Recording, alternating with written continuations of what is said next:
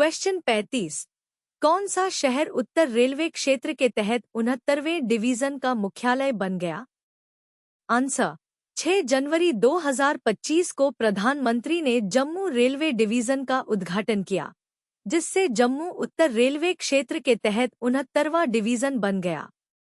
यह नया division 742.1 root kilometre तक फैला है और इसमें चिनाब रेल ब्रिज और यूएसपीआरएल जैसी महत्वपूर्ण परियोजनाएं शामिल हैं। इस प्रभाग की स्थापना का उद्देश्य जम्मू, कश्मीर और लद्दाख में रेल कनेक्टिविटी में सुधार करना, पर्यटन को बढ़ावा देकर रोजगार पैदा करके क्षेत्रीय विकास को बढ़ावा देना और भारत के इन उत्तरी क्षेत्रों में सामाजिक-आर्थिक स्थितियों को बढ़ाना है। क्वेश्चन 36। अंतर्राष्ट्रीय अपराधों से लड़ने में अंतर्राष्ट्रीय पुलिस सहायता बढ़ाने के लिए सीबीआई द्वारा शुरू किए गए पोर्टल का नाम क्या है? आंसर 7 जनवरी 2025 को केंद्रीय गृह मंत्री अमित शाह ने भारत मंडपम, नई दिल्ली में भारतपोल पोर्टल लॉन्च किया। केंद्रीय जांच ब्यूरो सीबीआई द्वारा विकसित भारतपोल का उद्देश्य वास्तविक समय की अंतर्राष्ट्रीय पुलिस सहायता की सुविधा प्रदान करना और साइबर अपराध, वित्तीय अपराध और मानव तस्करी जैसे अंतर्राष्ट्रीय अपराधों से निपटने में भारत के प्रयासों को मजबूत करना है। पोर्टल पारंपरिक संचार मोड की जगह लेता है, भारतीय कानून प्रवर्तन एजेंसियों और इंटरपोल के बीच सूचना के आदान प्रदान को सुव्यवस्थित करता है। यह सहयोग बढ़ाने और कानून प्रवर्तन कार्यों की दक्षता में सुधार करने में महत्वपूर्ण भूमिका निभाता है। क्वेश्चन 37। हर साल विश्व युद्ध अनाथ दिवस world day of war orphans किस तारीख को मनाया जाता है? आंसर युद्ध और हिंसा के कारण अपने माता पिता को खोने वाले बच्चों के सामने आने वाली चुनौतियों के बारे में जागरूकता बढ़ाने के लिए हर साल 6 जनवरी को विश्व युद्ध अनाथ दिवस मनाया जाता है। यह दिन इन बच्चों के संघर्षों पर जोर देता है, जो अक्सर विस्थापन, गरीबी और संघर्ष के विनाशकारी परिणामों का अनुभव करते हैं। यह युद्ध और हिंसा के इन कमजोर युवा बचे लोगों के लिए बेहतर भविष्य सुनिश्चित करने के लिए देखभाल, शिक्षा और सुरक्षा प्रदान करके उनके कल्याण का समर्थन करने के लिए सामूहिक वैश्विक कार्रवाई का आह्वान करता है। क्वेश्चन 38। दिल्ली वक्फ बोर्ड के सीईओ के रूप में किसे नियुक्त किया गया है? आंसर आईएएस अधिकारी अजीमुल हक को उपराज्यपाल एलजी वीके सक्सेना से मंजूरी के साथ दिल्ली वक्फ बोर्ड के सीईओ के रूप में नियुक्त किया गया है। यह नियुक्ति 1 महीने से अधिक की देरी के बाद हुई, जिसके दौरान यह पद 28 नवंबर 2024 से खाली था। इस रिक्ति के कारण इमामों और बोर्ड कर्मचारियों के वेतन वितरण में देरी सहित व्यवधान पैदा हुआ।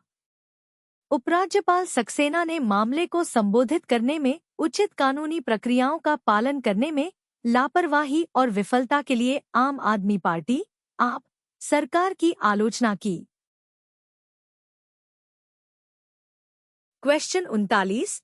भारत का पहला जैविक मत्स्य क्लस्टर कहाँ लॉन्च किया गया था?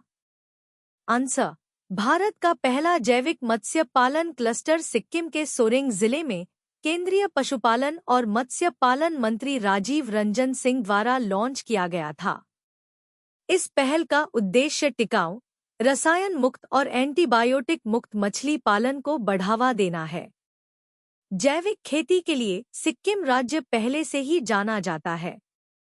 क्लस्टर वैश्विक बाजारों में पर्यावरण के अनुकूल मछली की आपूर्ति करेगा, पारिस्थितिक स्थिरता के लिए राज्य के समर्पण को मजबूत करेगा और जलीय कृषि क्षेत्र में इस अभिनव दृष्टिकोण के माध्यम से किसानों की आय को और बढ़ाएगा।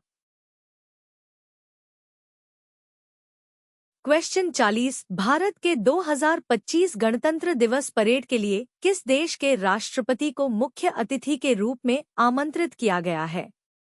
आंसर इंडोनेशिया के राष्ट्रपति प्राबोवो सुबियांतो ने 2025 में गणतंत्र दिवस परेड में मुख्य अतिथि बनने के भारत के निमंत्रण को स्वीकार कर लिया है।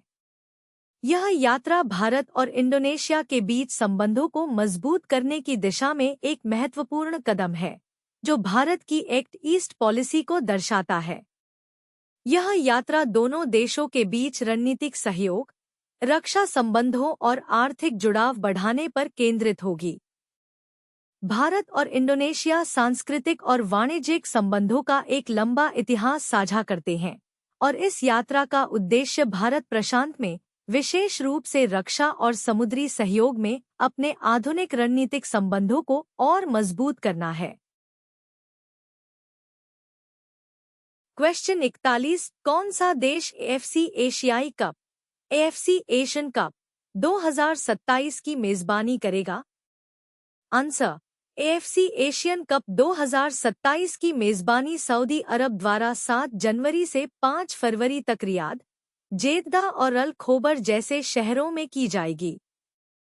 मैच रियाद के किंग फहद स्पोर्ट्स सिटी और जेद्दा के किंग अब्दुल्ला स्पोर्ट्स सिटी जैसे प्रमुख स्थानों में आयोजित किए जाएंगे। अल खोबर में एक नए स्टेडियम की योजना है। यह सऊदी अरब के लिए एक अंतर्राष्ट्रीय मंच पर अपने खेल के बुनियादी ढांचे को प्रदर्शित करने में एक महत्वपूर्ण क्षण है।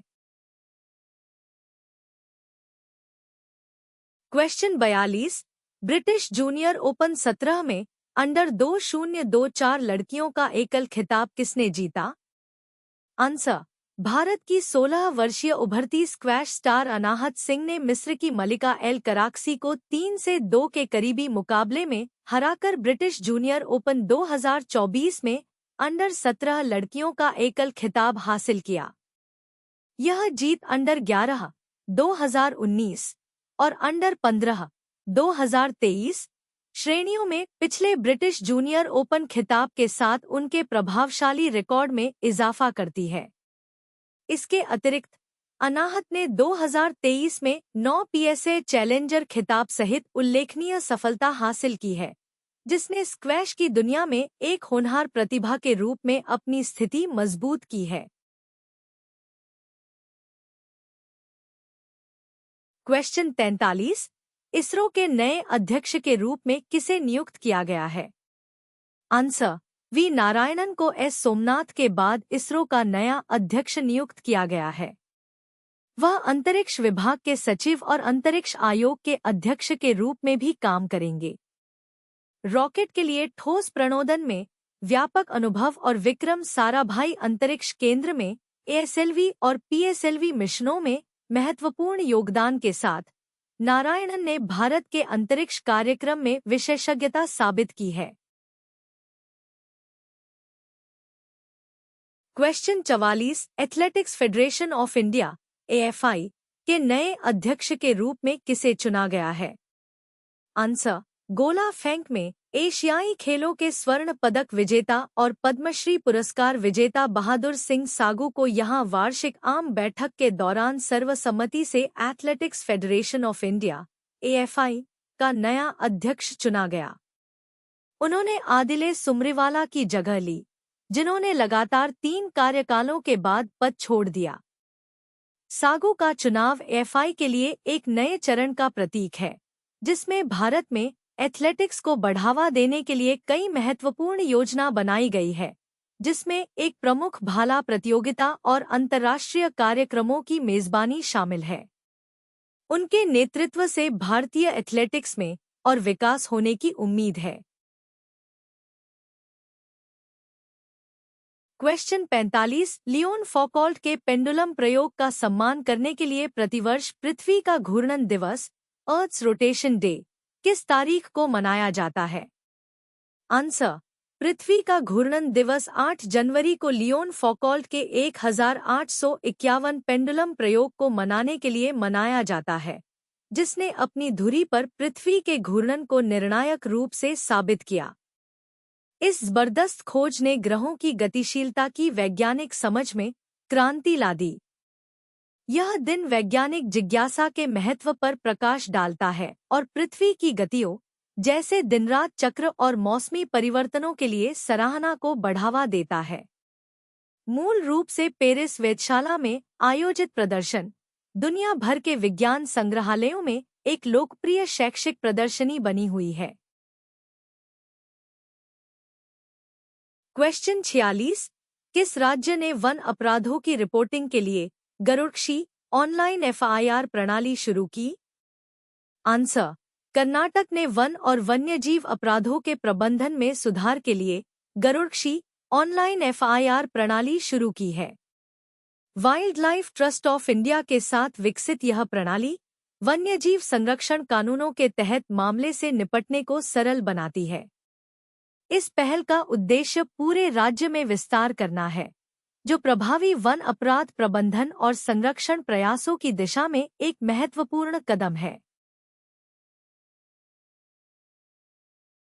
क्वेश्चन 47।